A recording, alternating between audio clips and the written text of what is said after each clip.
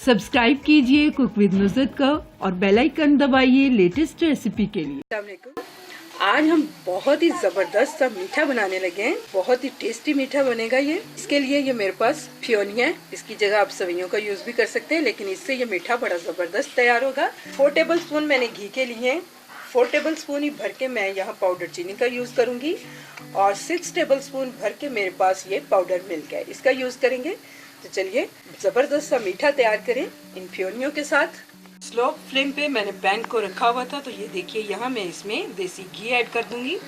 इसकी जगह पे आप बटर का भी यूज़ कर सकते हैं। और ये जो फियोनियाँ या फेनियाँ जो भी आप इसे कहते हैं, इन्हें मैं हाथ से अच्छी तरह से तोड़ लूँगी ताकि ये छोटे पीसेस में हो जाए। और ये मैं इसमें इस तरह से ऐड कर दूँगी।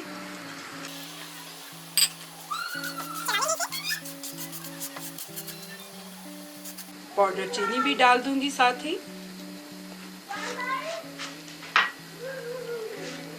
ही इसमें मैं पाउडर मिल्क ऐड कर दूंगी। सारी चीज़ों को हम अच्छी तरह से मिक्स कर लेंगे। स्लो फ्लेम पे मैंने 1 से 2 मिनट अच्छी तरह से इसे मिक्स किया। फ्लेम बिल्कुल स्लो पे है, सिर्फ हीट ही समझे इसकी आ रही है। यहाँ मैं 4 टेबल स्पून इसमें पानी ऐड करूँगी। अच्छी तरह से इसे मिला लेंगे हम। ये देखिए जो मैंने 3 से 4 टेबल स्पून इसमें पानी डाला था, तो वो पानी खुश्क हो चुका है और हमारा जो बैटर था फेनियों का वो अच्छे से इकट्ठा हो गया। तो ये हमारा मीठा बनने बिल्कुल तैयार हो चुका है। बस अब इसकी अब सिर्फ शेप देनी है। तो फेनियों की क्वांटिटी मैं आपको बताना भूल गई थी, तो मैंने तकरीबन 100 ग्राम के करीब इसमें फेनियाँ ऐड की हैं। तो चलिए इसे थोड़ा सा ठंडा होने देते हैं और इसे बाद में हम शेप देंगे। ये देखिए बैटर हमारा हल्के से ठंडा हो गया है, बहुत ज़्यादा ठंडा नहीं इसको करना। तो ये एक ट्रे लिया मैंने, इसमें मैंने फॉइल पेपर लगा लिया। तो ये सारा बैटर मैं इसके ऊपर इस तरह से सेट कर दूंगी।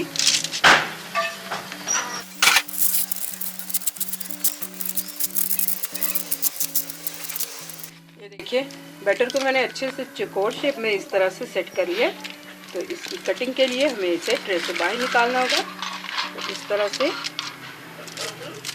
मैं इसे बाहर निकाल लेती हूँ और इस तरह से मैं इसके पीसेस कट कर लूँगी।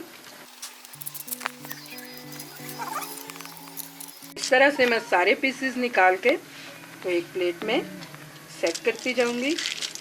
लीजिए सब फियोनियों की जो मैंने मिठाई तैयार की उसकी कटिंग मैंने कर ली है।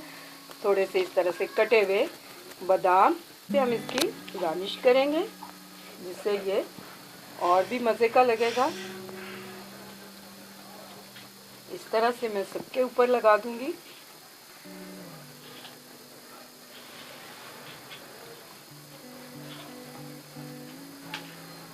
बहुत ही मज़े की ये मिठाई बनती है, ज़रूर ट्राई कीजिएगा। उम्मीद करती हूँ आपको मेरी ये मिठाई की रेसिपी बहुत पसंद आने वाली है। अगर आपको मेरी ये रेसिपी अच्छी लगे तो मेरी रेसिपी के नीचे लाइक का बटन दबाइए, मेरे चैनल को सब्सक्राइब कीजिए। अल्लाह हाफिज़।